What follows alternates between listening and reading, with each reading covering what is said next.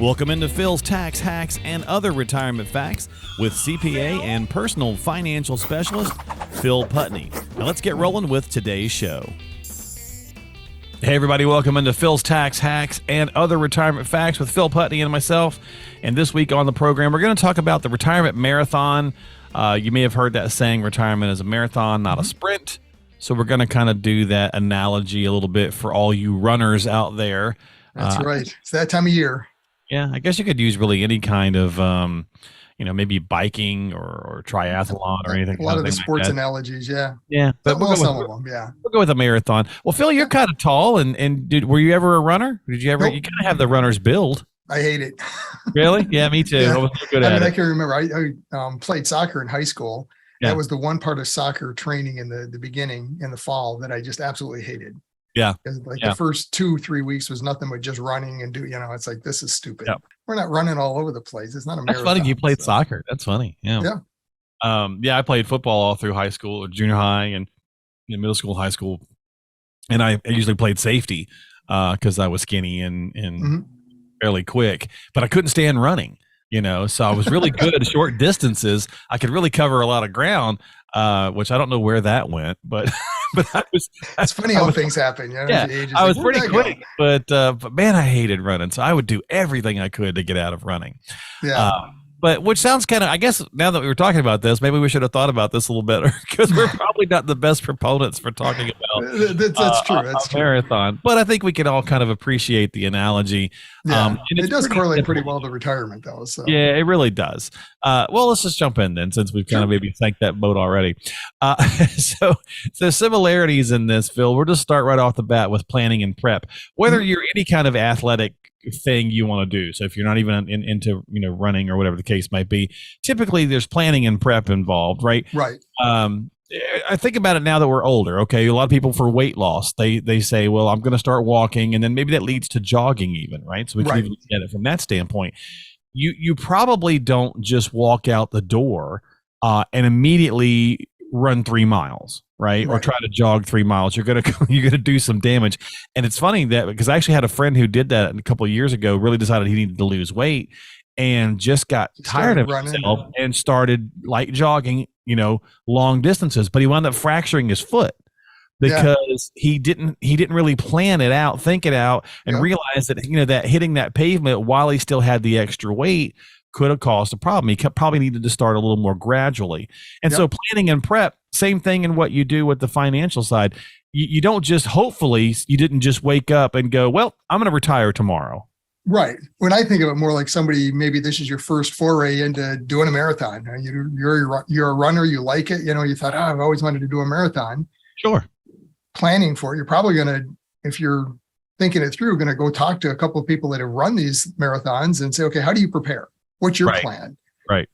Same thing in our industry. I mean, except for ours is a little different. It's you typically retire once. It's not like it's something you do on a regular basis, hopefully. Right. Yeah. So you don't want to just jump into it like your friend and say, this can't be that hard. I just do it, or whatever the case is. It's talk to somebody that had some experience, get a plan down, understand what do I need to do to make sure that I'm successful in this marathon. Well, how many people walk in to see you for the first time and go, hey, can I retire tomorrow? Oh, yeah, it's I don't get many that do that just because it typically clients come to us through one of our classes. Yeah. Okay. So, and if they've gone to one of our classes, Social Security and tax classes, I mean, we talk about all the pieces that come into play. Yeah. And they've started to realize that it's not just, flipping on the retirement switch, so to speak, and say, okay, I'm here, let's go. Yeah. There's a lot of, you can do that. It's probably not going to work really well. It's not, you're not going to get the results. It's not optimal. Yeah. Optimal. Yeah. And I think what's happened to a lot of us, right? Hopefully not so much anymore, but we just kind of work and we go, well, eventually I'm going to get to 65 and then I'm just going to retire. And there's no planning involved. It's just, it's just what's going to happen and I'll deal with whatever comes. Right. Well, I mean, back in the day, it was quite a bit simpler. I mean, more people had pensions than they do today. It was pretty common back then, Social Security and pension, that was the majority of your income. You probably saved some on the side. Right. But I mean, with those two options, there's still some planning. Pensions, not a lot. I mean, it's what survivor option do you take, basically? Back in the day, lump sums weren't really a thing because companies didn't really give a lump sum. They just, here's the options from an income standpoint. Now the companies are realizing, you know what, these pension things just are not viable. You know, right. People are living way too long compared to when they first started them. So we've got to figure out how to divest ourselves of that liability. You know, so there's a lot of options. But the reason planning probably wasn't as prevalent back then is that there weren't as many options. And I mean, I think people lived a little bit simpler life back then. Most people in retirement, I mean, they didn't, travel wasn't as big as it is today. Hobbies, I mean, it was, I think of my grandparents, I mean, retirement to them was they continued to work on the farm for years and, you know, and just kind of slowed down what they did. But I mean, there was no big travel plans or other type of things that they did. It just wasn't what most people did back then. That's true. That's true. So planning and prep, you got to do that for marathon. You got to do that for, retirement planning. So then let's go to the proper diet aspect. Okay. So I actually do have another advisor that I talk with on a regular basis. He actually is a marathoner, which is kind of how this whole little segment came to be. Sure. And, he cracks me up because he's a junk food junkie. I mean, he eats some garbage. And by his own admission, right? And so we're talking about it, and he's like, "But when I start getting in mode to train, proper diet is obviously important." Well, this is a pretty easy analogy to bring to the financial side, right? You got to have that proper portfolio. You can't just load up on tech stocks. For example, think of it like, I don't know, carbs or sweets or something, and load up on tech stocks. Because if you did last year, you were happy in 21. Oh, happy this year. You better have your seatbelt on because it's going to be a wild ride. You're gonna, hopefully you like roller coasters. Right. But I mean, that's kind of the preps or the prep side of that discussion, planning and prep. I mean, planning, it's one thing to map it out, plan it out, have the strategy. But that really doesn't do any good. And I mean, unfortunately, I see that happen a lot too, where people go through that process and think, these are the pieces and this is what I take, Social Security, Roth, whatever, all the different pieces that play into it. But then if you put that plan on a shelf and you don't actually implement it and, take the next step, which, I mean, this is part of that next step, now that you're ready to enter that race, so to speak, you're starting retirement, how does that work? In racing, you've got to load up on carbs, make sure you've got the energy. When it comes to retirement, it's all about income. It's how do I generate that income without damaging my portfolio and not having to worry about, the market's down 20, 30% like it is this year. Right. Can I really retire now?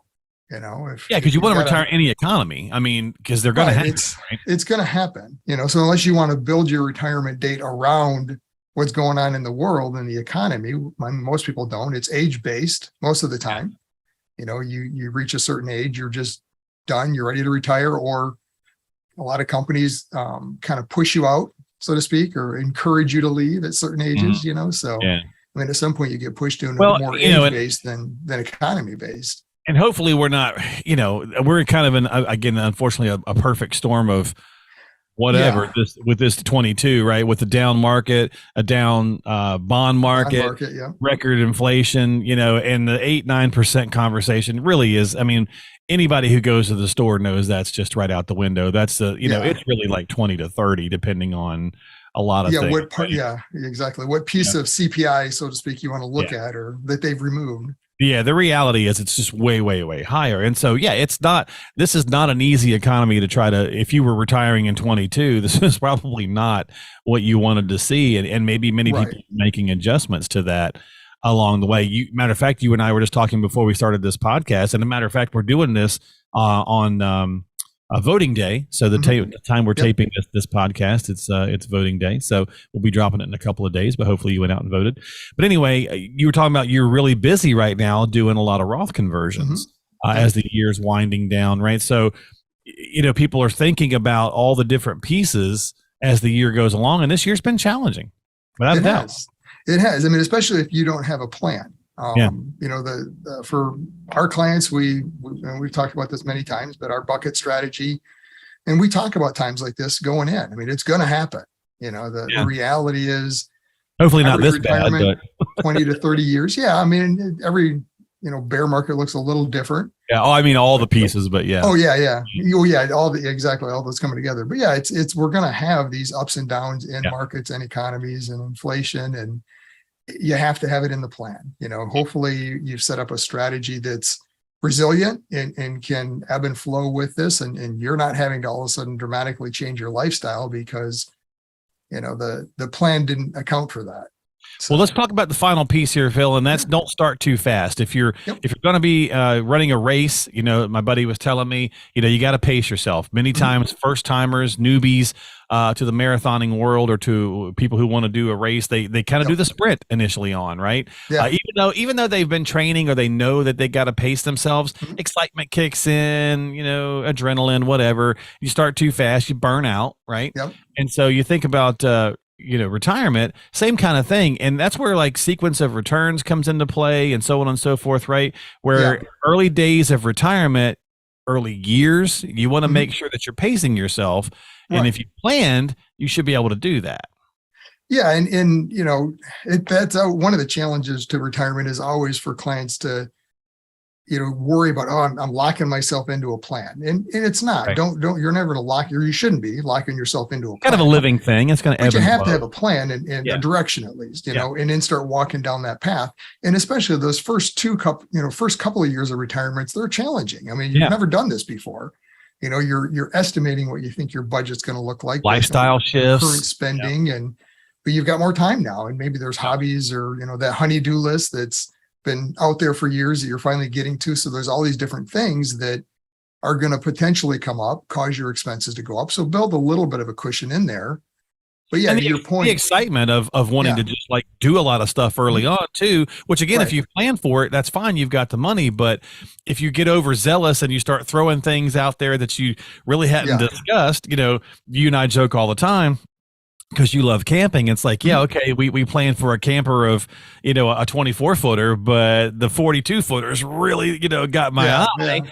The little blow things your like budget that. on the whole first 5 years of budget in 1 year. Yeah. And that sequence of return that I mentioned a minute ago too, that's a big, people don't realize what that does in the first few years, right? Absolutely. Yeah. So, I mean, that basically comes to the way we explain it to clients. I mean, everything from an investment world is always presented to us in an average, right? You look at any investment, it gives you a 1, 3, 5, 10-year average return, but we don't earn averages. We get a sequence. We get ups and downs each year mathematically over some period of time. That average is going to play out. And that's kind of where buy and hold comes into play. If you put the money in, ride through that sequence up and down, never touch it.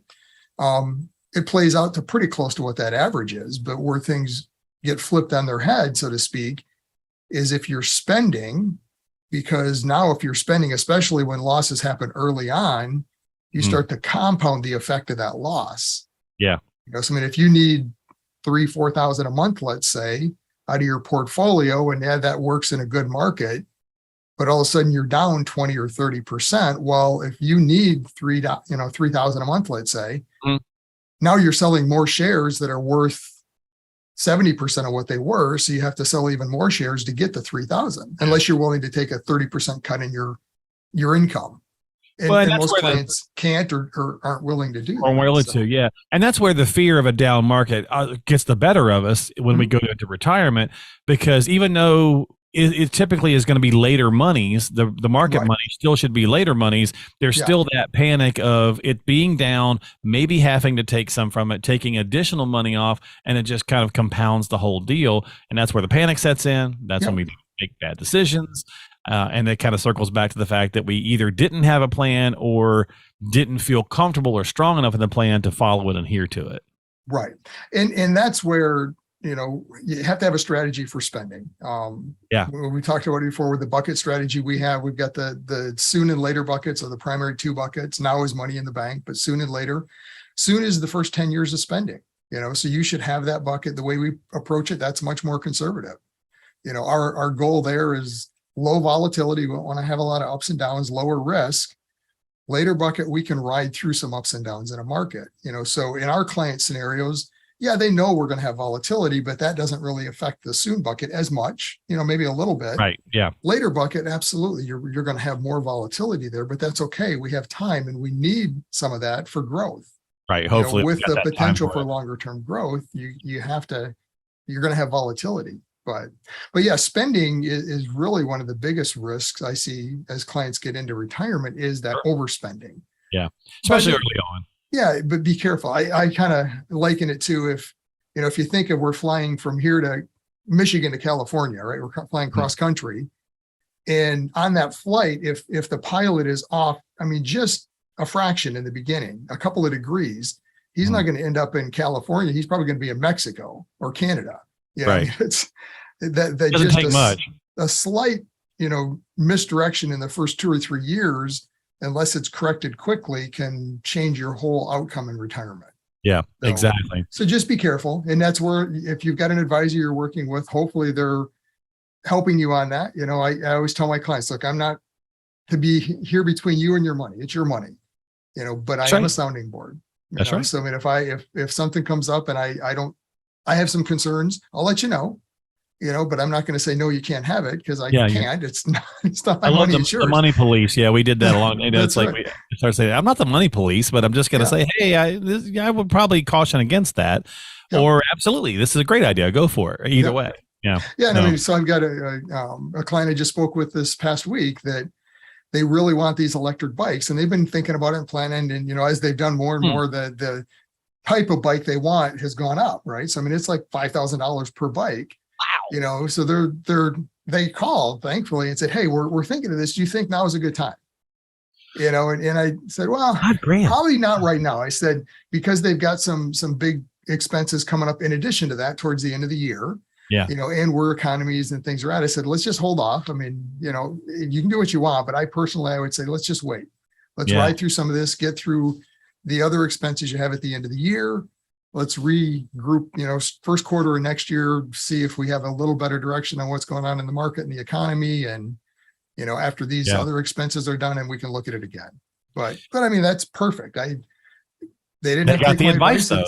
Like, it's if they wanted the money, sure. Where do you want it? I'll send it to your bank like we do. And they did the sounding board. That's the point. That's some of the real value. Right. Yeah. You get the years of expertise. Phil's been doing this for 30 plus years, or whoever your advisor might be. They've hopefully been around a while, and they've got that experience to kind of provide that sounding board and those, counterpoint to whatever the situation might be. And at the end of the day, that's really what you got to do, folks. So, that's how the marathon, is kind of like retirement. So that'll do it for this podcast. If you've got some questions and you don't want to start too fast, or you don't want to blow your diet, so to speak, and you want to have that proper portfolio, definitely make sure you're talking with your advisor or an advisor, qualified professional like Phil. He's a CPA and a personal financial specialist, and you can reach out to him. As always, the number's on the screen, or you can call him if you're listening to this in audio form at 248-888-7530. That's 248-888-7530. Don't forget to subscribe to us on Apple, Google, Spotify, all that good stuff. And we'll see you next time here on the show. Phil, thanks for hanging out, buddy. All right. Take care. I appreciate you as always. We'll catch you later here on Phil's Tax Hacks and Other Retirement Facts. Phil? Investment advisory services offered through AFS Wealth Management. The content of this program is provided for informational purposes only and is not a solicitation or recommendation of any investment strategy. Investments and/or investment strategies involve risk, including the possible loss of principal. There is no assurance that any investment strategy will achieve its objectives.